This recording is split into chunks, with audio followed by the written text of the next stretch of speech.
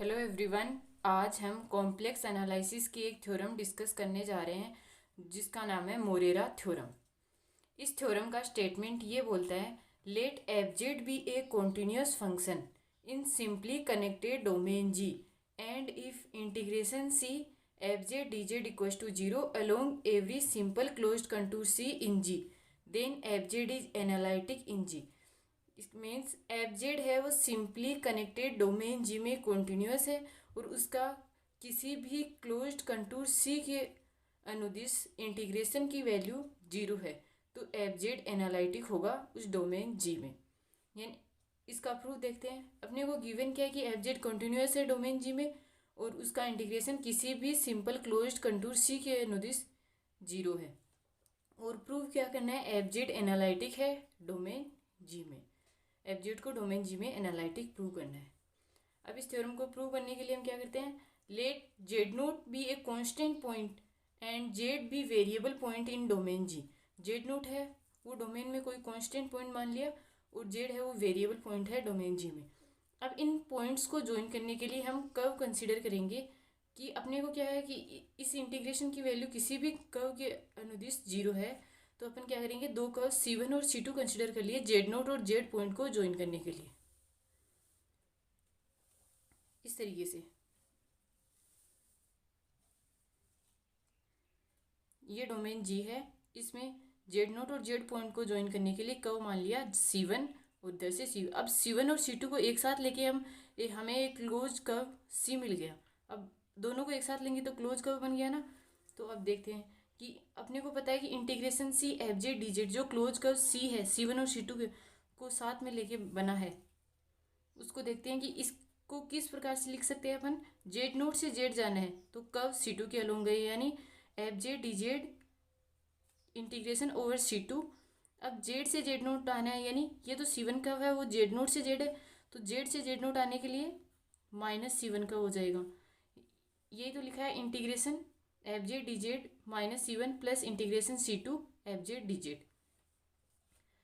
अब इसकी value zero given है अपने को, तो zero equals to integration -C1 f z d z plus integration C2 f z d z.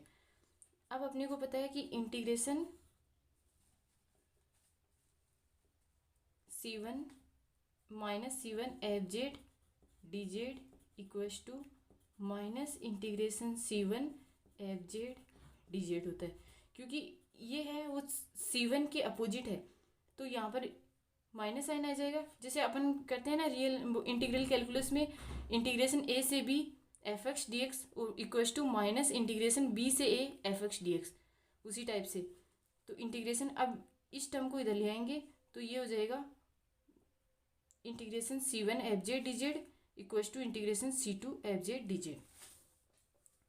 अब आगे देखते हैं।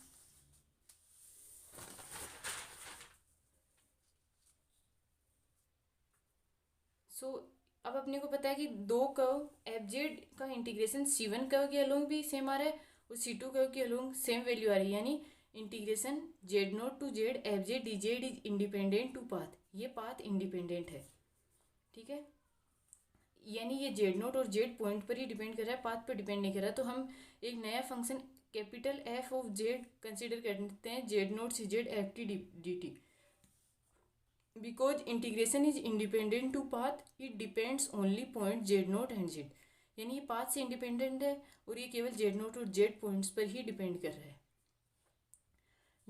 अब अपन डोमेन जी में जेड के नेबरहुड में एक point Z plus H consider करते हैं और एच इतना स्मॉल होना चाहिए कि ये डोमेन जी के अंदर ही लाई करे, जेड प्लस एच पॉइंट। अब अपन को पता है कि F of Z equals to integration Z naught से Z F T D T है, तो जेड की जगह जेड प्लस एच रिप्लेस करेंगे यहाँ से, तो F of Z plus H equals to Z naught से Z plus H F T D T. अब F of Z plus H minus F of Z के हैं, तो ये आया इंटीग्रेशन जेड नोट से Z plus H F T D T minus integration Z naught से Z F T D T, यानी Z naught से जेड प्लस एच। अब ये लिमिट है, यानी लिमिट ए से B F x D x equals to minus b to A F x D x होता है। उसी टाइप से लिमिट है, इसको इस प्रकार से लिखेंगे तो जेड से जेड माइनस साइन प्लस में कन्वर्ट हो जाएगा एफ टी डी टी। अब जेड से Z naught F T D T plus Z naught से Z plus H F T D T को क्या लिख सकते हैं, जेड से Z plus H F T D T. Since integration of F of T is independent to path joining point Z to Z plus H, यानी F of T का जो integration है वो पाथ इंडिपेंडेंट है, केवल Z points Z और Z plus H पर ही डिपेंड करेगा। So we consider straight line joining to Z plus H, Z और जेड प्लस एच है उनको ज्वाइन करने के लिए हम एक स्ट्रेट लाइन कंसिडर कर लेंगे, क्योंकि कोई भी कर्व ले सकते हैं, ये कर्व पर तो डिपेंड कर रहा ही नहीं है ना इसका integration. Where mod Z is small enough such that straight line lies in domain G, यानी हम डोमेन ये मोड एच है वो इतना स्मॉल होना चाहिए कि जो स्ट्रेट लाइन हम जेड से जेड प्लस एच को ज्वाइन करने के लिए कंसिडर कर रहे हैं वो डोमेन जी के अंदर ही आनी चाहिए। ठीक है, अब स्मॉल एफ जेड है उसको अपने को एनालिटिक प्रूव करना है, तो अपन क्या करते हैं, F of Z plus H minus capital, analytic prove करने के लिए देखते हैं कि ये जो कैपिटल एफ जेड है इसका डेरिवेटिव एग्जिस्ट कर रहा है नहीं, यानी डेरिवेटिव किस फॉर्मूले से देखते हैं, F of Z plus H minus F of Z upon h, इस फॉर्मूला के अकॉर्डिंग देख लेंगे। तो F of Z plus H minus capital F of Z upon H minus small f of z किया तो आया 1/h integration z to Z plus H F T D T minus small f z. अब ये जो small f z है मतलब इन दोनों को एक ही इंटीग्रेशन के अंदर कंबाइन करने के लिए स्मॉल एफ जेड को क्या लिख सकते हैं अपन, जेड से Z plus H D T और F of Z, F of Z ये तो जेड का फंक्शन है और ये टी के रिस्पेक्ट में इंटीग्रेशन, टी की लिमिट है z to Z plus h, तो ये कॉन्स्टेंट हो तो बाहर आ गया, ये हो गया अपॉन एच, तो इसकी वैल्यू किसकी इक्वल आएगी, एफ ऑफ जेड की इक्वल आएगी। अपन इन दोनों को एक ही इंटीग्रेशन के अंदर कंबाइन लिखने के लिए ऐसा लिख दिया, 1/h इंटीग्रेशन जेड से Z plus H F T minus F of Z D T. अब अपने को थ्योरम के स्टेटमेंट में गिवन है कि एफ ऑफ टी एक कंटिन्यूस फंक्शन है पॉइंट जेड पर, एफ ऑफ टी है वो पॉइंट जेड पर एक कंटिन्यूस फंक्शन है, यानी हम रियल एनालिसिस में पढ़ते हैं कि जैसे कोई फंक्शन एफ एक्स है वो point X equals to A पर कॉन्टिन्यूस है, तो इसके लिए क्या बोलते हैं, limit X tending to A F X equals to F of A, यानी उस पॉइंट पर लिमिट जो अप्रोच कर रही है वो उस पॉइंट पर फंक्शन की वैल्यू के इक्वल होनी चाहिए। इसकी एप्सिलॉन डेल्टा डेफिनेशन क्या होती है कि आप कोई भी पॉजिटिव एप्सिलॉन लो उसके कोरिस्पोंडिंग एक पॉजिटिव डेल्टा मिलेगा such that mode of F T minus F z is less then epsilon whenever T minus Z is less then delta, यानी जब आप कोई भी पॉजिटिव एप्सिलॉन लो उसके कोरिस्पोंडिंग एक पॉजिटिव डेल्टा मिलेगा कि जब टी और जेड का डिफरेंस डेल्टा से छोटा हो तो एफ टी और एफ जेड का डिफरेंस एप्सिलॉन से छोटा होगा।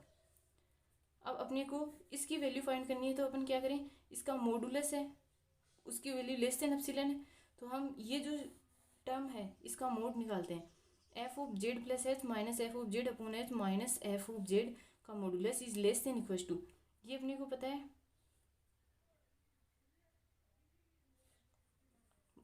मोड लिया तो ये वाला जो टर्म है जेड से Z plus H F T minus F of Z into D T, इसका मॉडुलस है वो लेस देन इक्वल टू होगा जेड से Z plus H mode of F T minus F of Z का modulus into D T का modulus, इसके equal ही होगा ना। अब ये है ये इसकी वैल्यू लेस देन एप्सिलॉन है तो यहाँ पे एप्सिलॉन लिख दिया और इस इंटीग्रेशन को सोल्व करना है तो इसको सोल्व करते हैं। देखो इंटीग्रेशन जेड से Z plus h integration d t, इसकी वैल्यू आ जाएगी equal to mod t z से जेड प्लस एच, यानी mod of Z plus h is less than minus mod of Z.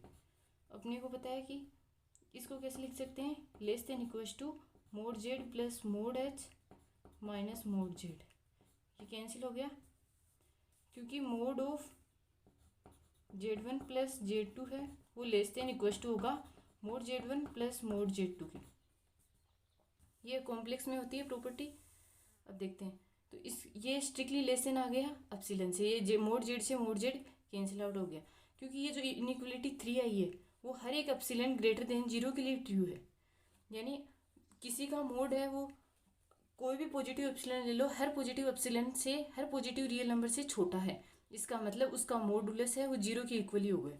Modulus 0 के इक्वल हो गया, इसका मतलब क्या हुआ कि limit h tends to 0 f of Z plus H minus F of Z upon h equals to small f of z. यानी f dash z ये क्या होती है, इसकी डेरिवेटिव की वैल्यू होगी f dash z equals to F of Z.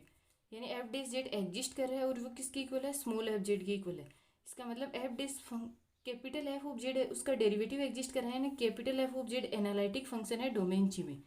अब हम जानते हैं कि एनालिटिक फंक्शन है उसका डेरिवेटिव भी एक एनालिटिक फंक्शन होता है। यानी एफ ऑफ जेड का जो डेरिवेटिव है एफ डेस जेड वो भी एनालिटिक है। इसका मतलब क्या हुआ, ये किसके इक्वल है, स्मॉल एफ जेड एनालिटिक हो गया। यही अपने को प्रूव करना है।